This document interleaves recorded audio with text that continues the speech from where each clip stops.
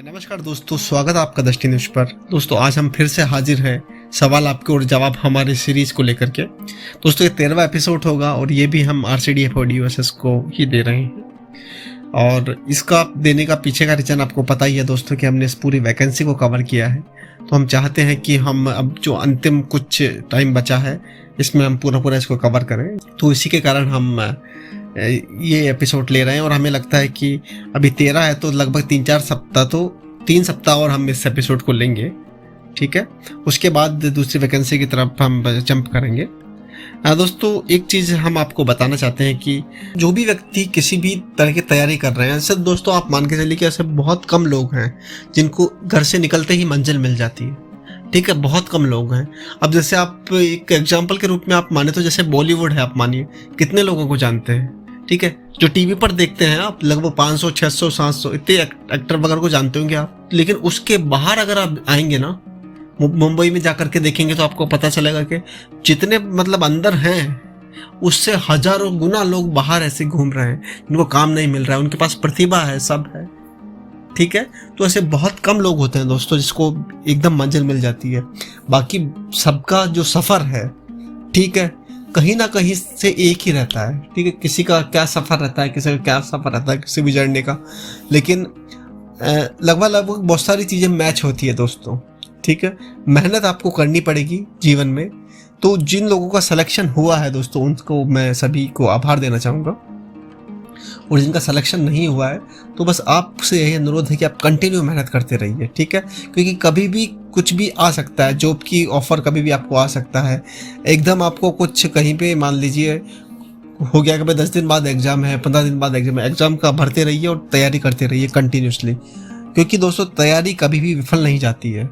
ठीक है, और सबसे बड़ी चीज़ है कि ये जो मतलब आप जिस दौर से गुजर रहे होंगे, जिनका सिलेक्शन नहीं हुआ उनके लिए कह रहा हूँ कि आप जिस दौर से गुजर रहे होंगे, हर व्यक्ति इस दौर से गुजरा है, हम भी इस दौर से गुजरे हैं। तभी एक वो शेर है ना कि नए दीवानों को देखे तो खुशी मिलती है, नए दीवानों को देखें तो खुशी मिलती है।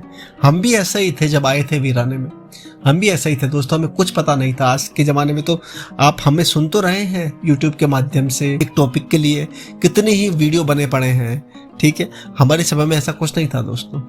ठीक है, बहुत सारे लोग उस समय भी मतलब मेहनत करके आगे बढ़े ही थे।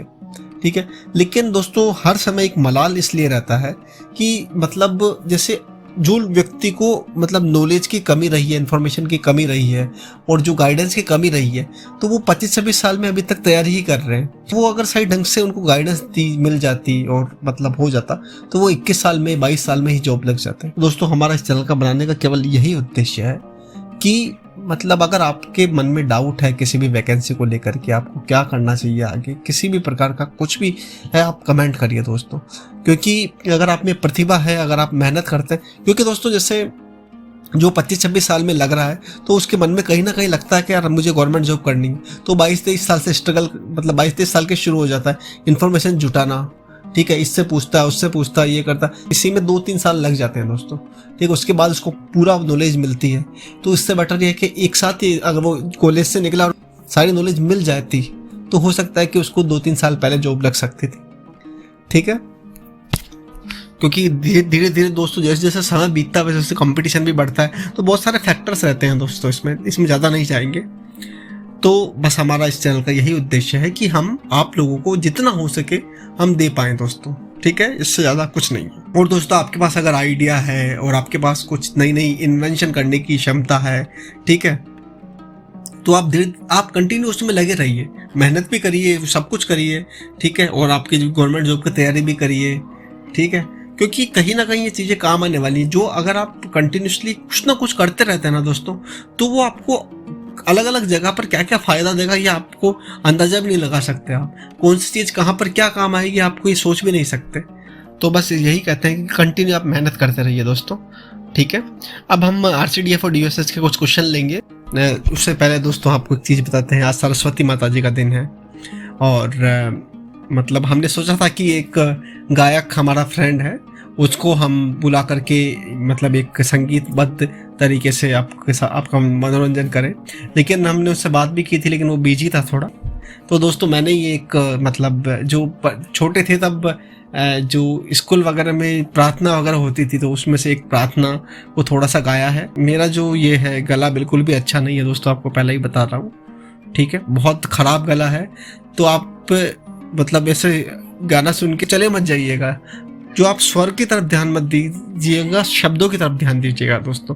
स्वर तो बहुत बेकार है, सब बेकार है मेरा गाना में, लेकिन मुझे लगता है कि आज सरस्वती माता का दिन और हम सब उन्हीं की ही देन है कि आज हम इतना पढ़ पाते हैं और सब कुछ कर पाते हैं। तो सरस्वती माँ को नमस्कार है और हम यही कामना करते हैं कि जो भी व्यक्ति हमसे जुड़े हैं तो इन सभी को अच्छी मतलब बुद्धि दे, अच्छी चीज़ें दे और जल्द से जल्द इन सबकी नौकरी गवर्नमेंट जॉब लगा दे।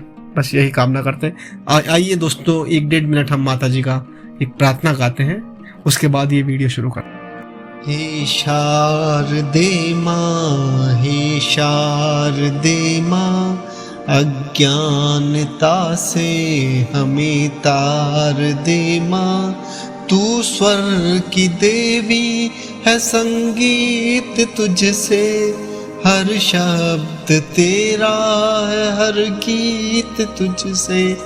हम हैं अकेले, हम हैं अधूरे, तेरी शरण में हमें प्यार दे माँ। हे शारदे माँ, हे शारदे माँ, अज्ञानता से हमें तार दे माँ। तू श्वेत वर्णी कमल पे विराजे, हाथों में वीणा मुकुट सर पे साजे। मन से हमारे मिटा के अंधेरा, उजालों का हमको संसार दे माँ।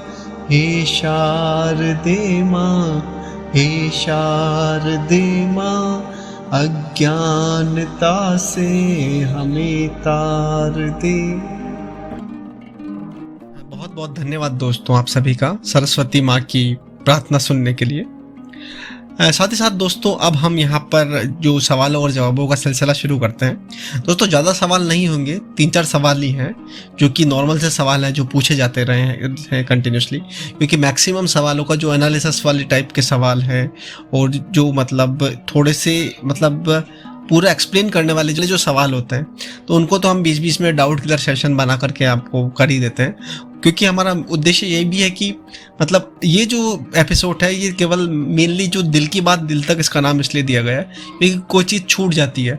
बाकी जिस चीज़ में दोस्तों पूरा का पूरा समय लगता है और जिसमें पूरा पूरा एनालिसिस लगता है तो उसको हम अलग ही बनाना मतलब प्रेफर करते हैं दोस्तों, क्योंकि उसमें क्या होता है कि चीज़ें मिक्स नहीं होती। क्योंकि इस एपिसोड में हम बहुत सारे सवाल लेते हैं और जो डाउट क्लियर सेशन होता है उसमें 2-3 सवाल लेते हैं मैक्स, और पूरा ध्यान हमारा उसी पर ही रहता है। और वैसे ही वो मतलब इतने लंबे सेशंस रहते हैं, वो भी 15-16 मिनट के हो जाते हैं, तो इस कारण उसको मतलब अलग ही हम रख रहे हैं। दोस्तों अब पहला सवाल देखते हैं। पहला सवाल जो कि बहुत सारे लोगों द्वारा पूछा गया दोस्तों कि how many post result awaited, मतलब कितनी पोस्टों का रिजल्ट अभी बाकी है। दोस्तों हमने एक डाउट क्लियर सेशन लिया था और हमने आपको पूरा क्लियर किया था उसमें कि टोटल 10 पोस्टों का रिजल्ट बाकी था। उसमें से 3 पोस्टों का रिजल्ट अभी घोषित हो चुका था 31 जनवरी को। उसके बाद अब 7 पोस्टें रही है। अब वो कौन कौन सी है वो देख लीजिए। Assistant manager plant, boiler operator second, lab assistant, dairy technician, junior accountant purchase slash store supervisor, fitter और हेल्पर और डेयरी वर्कर, जो कि आपको स्क्रीन पर दिख रही है। तो इन 7 पोस्टों का रिजल्ट अब बाकी है दोस्तों। अब रिजल्ट कैसे आएगा ये एक मतलब क्वेश्चन है, क्योंकि मान लीजिए जिसके अंदर ज़्यादा मतलब लोगों ने दिया है तो हो सकता है कि वो 2-3 का एक साथ दे दें, ठीक है, या फिर केवल एक, जैसे प्लांट ऑपरेटर सेकंड का अलग से केवल 1 पोस्ट का दिया था वैसे दे दे, तो वही देखना है दोस्तों। अब 7 पोस्ट का रिजल्ट है तो हमें लगता नहीं कि 7 पोस्टों का रिजल्ट एक साथ आ जाएगा, 2 चरणों में आना चाहिए ये दोस्तों, ठीक है, और नेक्स्ट वीक में आना चाहिए दोस्तों। अब मतलब 4-5 पोस्टों का तो आ जाना चाहिए नेक्स्ट वीक में, बाकी देखते हैं RCRB क्या करती है, ठीक है।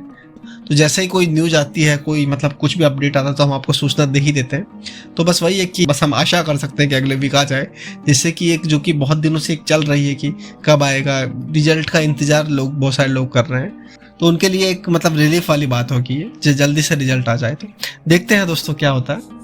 अब चलते हैं दोस्तों अपने अगले सवाल की तरफ। ये सवाल है वेटिंग लिस्ट को लेकर के बहुत सारे लोग पूछ रहे हैं कि सर वेटिंग लिस्ट आएगी या नहीं आएगी।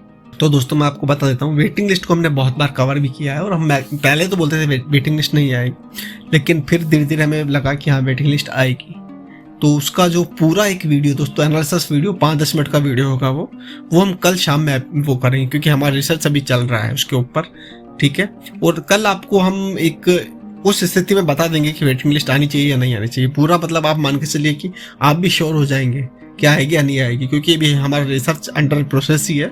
जब एक बार वो कंप्लीट हो जाएगा तो कल हम शाम तक वो कर लेंगे और कल शाम में लगभग 4-5 बजे के आसपास आपको वीडियो अपलोड कर देंगे दोस्तों, ठीक है। तो आप बस बने रहिएगा और कल का वीडियो जरूर दिखेगा वेटिंग लिस्ट से रिलेटेड। जो हमें लगता है रिसर्च के बाद जो हमें लगता है आपको बताएंगे, और जो आपको लगता है आप कृपया शेयर करिएगा, ठीक है। अब चलते हैं दोस्तों अगले सवाल की तरफ, और ये अंतिम सवाल होगा आज का। यह है when will declare remaining post result. इसका हमने अभी बताया था कि नेक्स्ट वीक हो सकता है, और देखते हैं सारी पोस्टों का रिजल्ट कब देती है आरसीआरबी। जैसा कि अभी हमने आपको पहले बताया था कि 2 चरणों में देगी, और तो बस यही उम्मीद कर सकते हैं कि नेक्स्ट वीक आ जाए कुछ पोस्ट होगा, जिससे कि जो भी हमारे साथी काफ़ी समय से वेट कर रहे हैं उनका इंतज़ार ख़त्म हो।